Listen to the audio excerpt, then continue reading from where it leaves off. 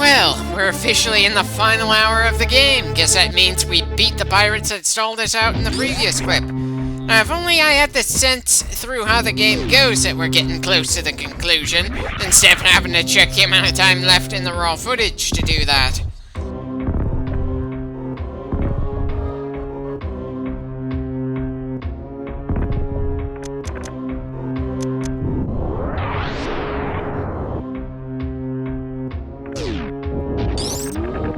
Well, at least I don't have to stumble around much for this rematch.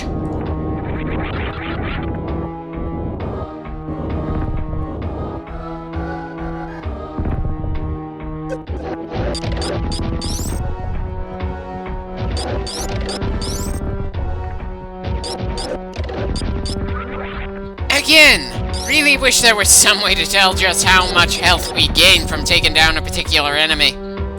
And again, getting ammo expansions just doesn't feel like it matters all that much around here. In the 3DS game, it felt like the ammo was superfluous because the ice beam could deal damage to even the Metroids, but it still felt like missiles and super missiles could bring the enemies down faster if you had good enough aim. But here, the firing rate, at least, or it seems like the firing rate for missiles isn't all that much better than the charged beam as far as I can tell so far. Maybe I've altered the settings since then, but I just haven't been tempted to for the most part and have kept the charged beam. Okay, so they're only vulnerable to missiles when they're yellow, despite the fact that the earlier yellow pirates were only vulnerable to the screw attack.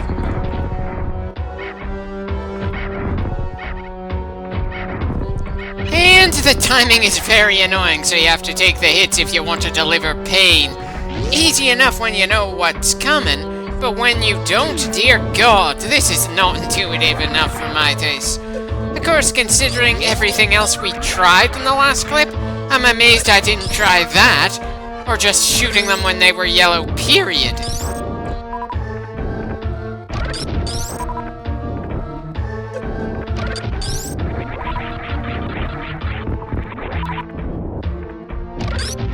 Well, certainly embarrassing for them that the night-headed things are blocking themselves off like that.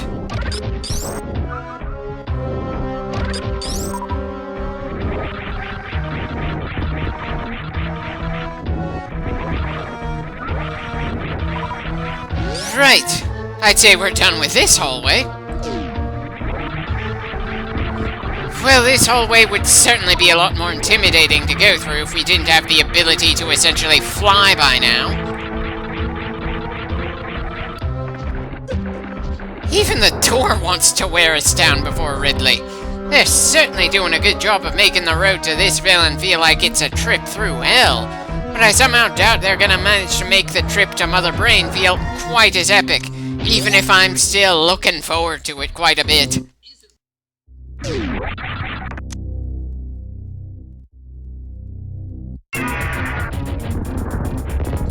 Okay, is it just me or did the missile fire rate improve this late in the game?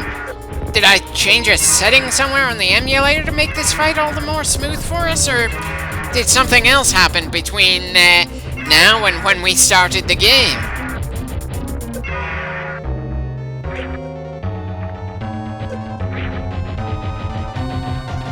We're certainly delivering quite the pounding to the bastard and spending quite a lot of ammo in a hurry to do so. But I can't help noticing I'm just trading shots with him. Not really going out of my way to try to dodge his attacks, just trying to keep the pressure on him and hope he goes down first.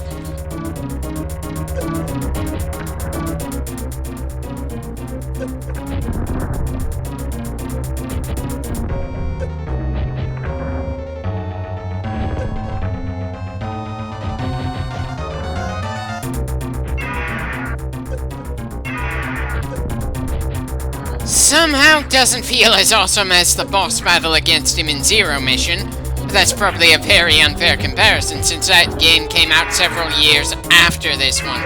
The biggest issue for me here, in my opinion at least, is the fact that Ridley is a pretty mobile boss, And we have such a limited field of vision that he goes off screen far too often in the middle of our rather brutal slugfest.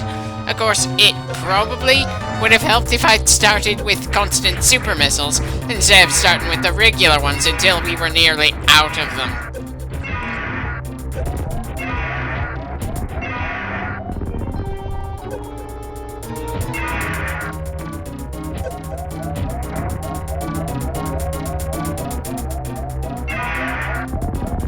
Well, that was certainly a close one. I definitely could have handled that fight better, but hey, us nearly getting killed by our ultimate rival certainly got my blood pumping there.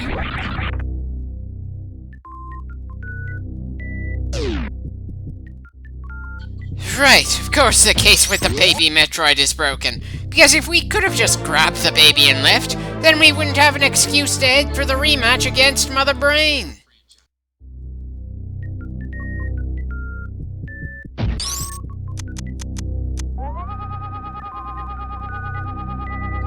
Okay, so the only thing in here was the broken case and an energy tank. Not quite sure why I was expecting more.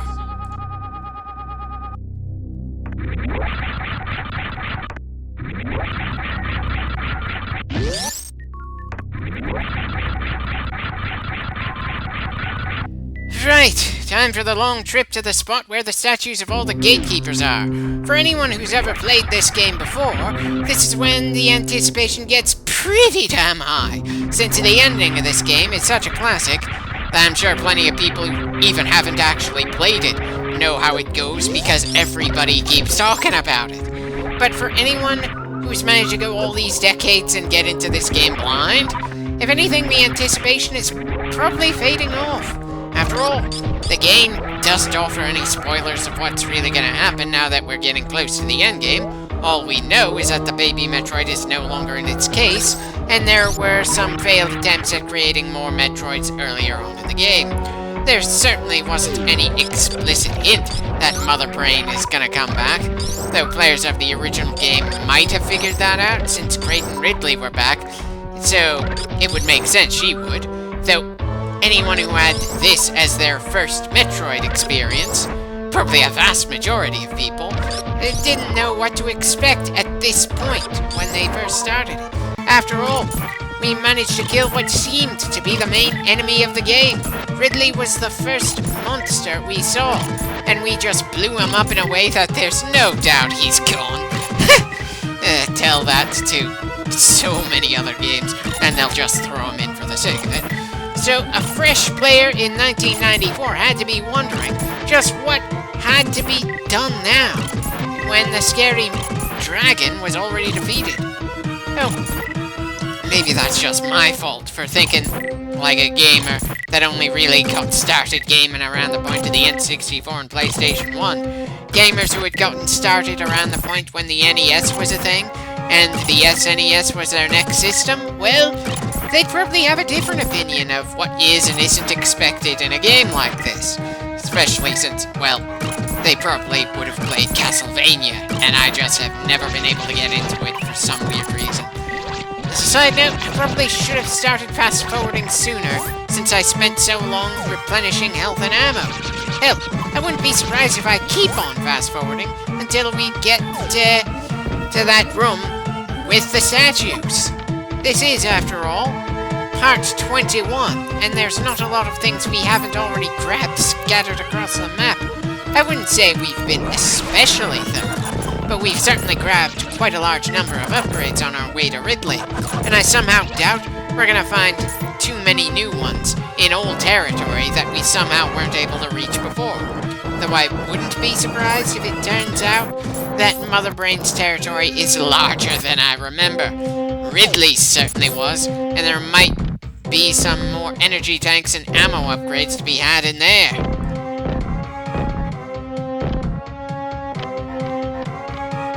Yeah, this seems about as good a time as any to save. Definitely don't want to have to go through the fight against Ridley again if I manage to screw up. Don't get me wrong, I enjoyed it, but I'd rather keep making forward progress in these clips however possible. It's one thing to have to repeat getting from point A to point B for a fight against a boss, or a significantly difficult opponent period when you load the game and the nearest save point is an annoying distance away. It's another when you have a legitimate chance to save multiple times before you run into the proverbial wall, choose not to, then have to go through it all over again because you didn't save out of pride. Though I suppose a lot of gamers these days just aren't used to the idea of a game where the saving isn't automatic.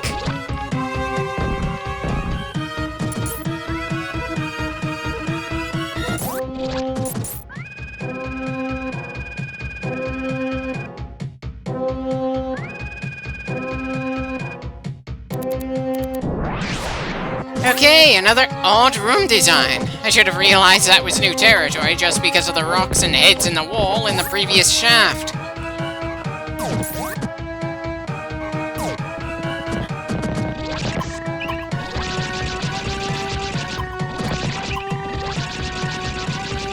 And apparently the acid we escaped earlier didn't go back down and is still pretty damn dangerous to us.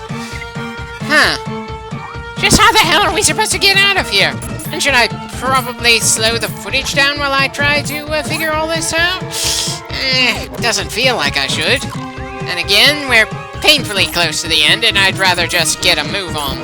And it's more than a little difficult to really get a move on, because I have no idea how we're supposed to get from point A to point B again in this game.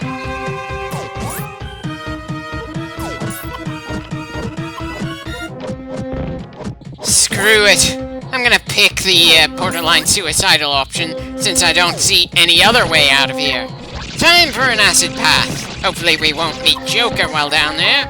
I'm pretty sure this isn't the intended route out, but it's the only one I'm going for, so here's hoping I make it to the other side in one take.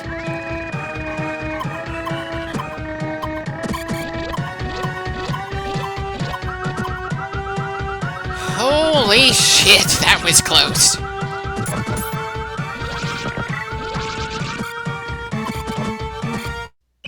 Okay, so the secondary tank didn't last all that long.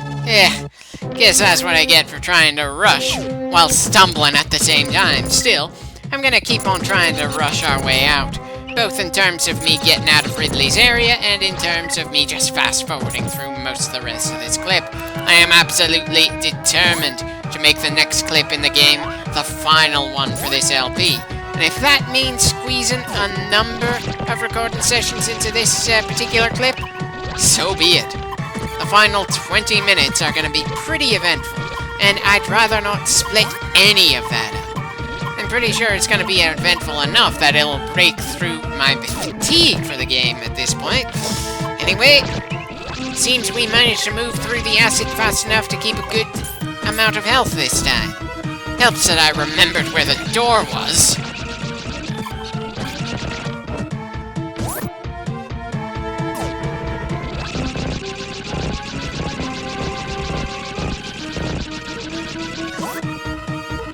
Wonder why the acid started to rise again in there, but in the much larger room it stayed at the high level we'd left it at before reaching Ridley.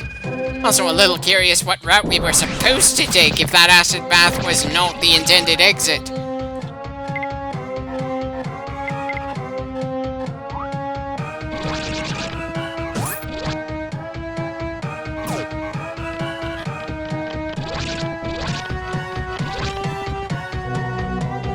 And with that, we're out of Ridley's section of Norfair. Back to the far more familiar areas where we'll now proceed to deal with maybe a few very scattered upgrades on our way to the room that leads us to the final area.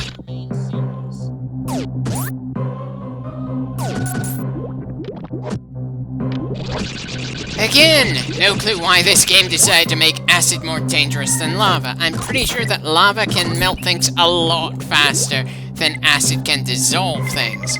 But I suppose the different methods of destruction might give Samus's suit some trouble. But again, it's not like we get detailed instructions on how the bloody suit works. Partly so the game designers have the freedom to add or remove functionality in later games as they see fit. Even though that explanation feels kinda bullshit when you consider just how many times Samus has to retrieve the bare-bones basics of the morph ball, basic bombs, and basic missiles. And partly because in a world where you don't even get to hear the main character outside of maybe some pained grunts, do you really think you're gonna get any more detail about the fantasy power armor she is wearing?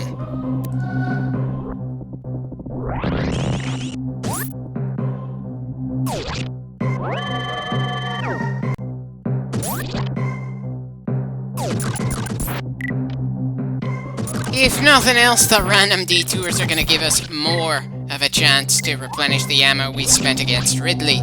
He may not have had the complexity of the 3DS version, but holy shit, he certainly had quite a bit of durability. Still, I had to have done something right since we're the one who managed to get out of that fight alive in a single run instead of having to repeat it.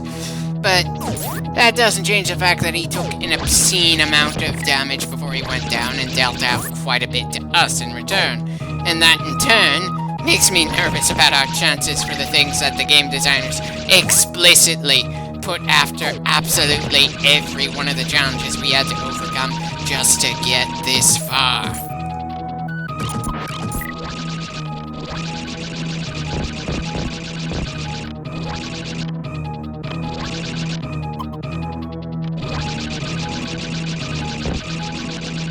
Okay, apparently the screw attack is gonna make things going upward just a little harder than it strictly needs to be.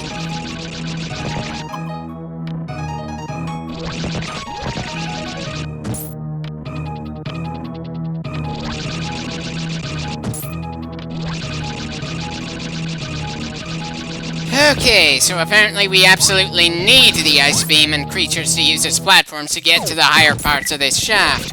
Sure, I could just try to go back up again as soon as I turn off the screw attack, but I'd prefer to check if we can get into the other elevator. Funny how this game and Zero Mission, it seems like the screw attack ended up making a few things a bit more difficult to get around, when it's supposed to be a benefit to us. At least here you can deactivate it if it turns out to be especially annoying.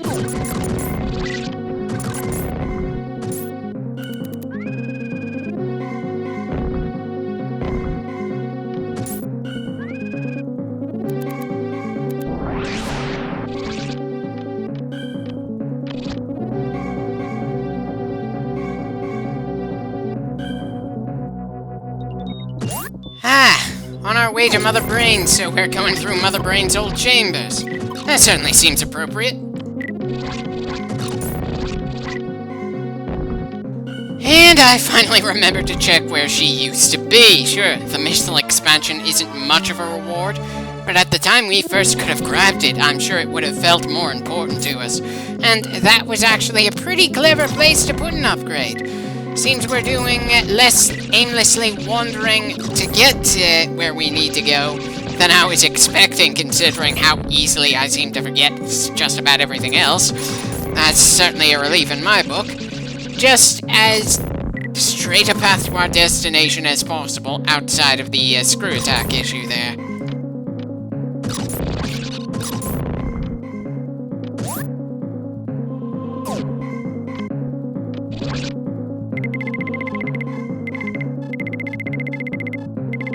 There we are! Kinda surprised the map doesn't make that especially important room flash to call extra attention to it now that we've killed all the gatekeepers.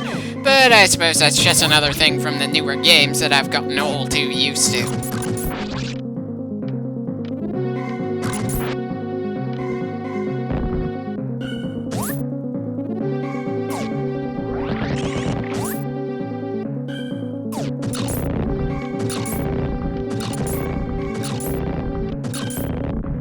Really have gotten the sense that I just stopped paying attention to the background music because they haven't gone out of their way to make it especially special in this game.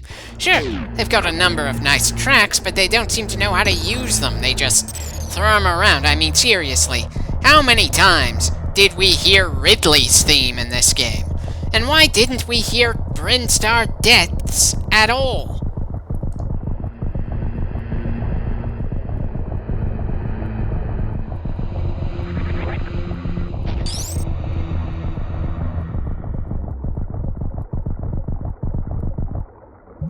Yeah, Just one last area to explore and then we're done with this game. I may not be a speedrunner, but I hope I managed to make the ride to this point feel reasonably fun and reasonably paced, and that I managed to make the ending entertaining. At least, I will in that next clip.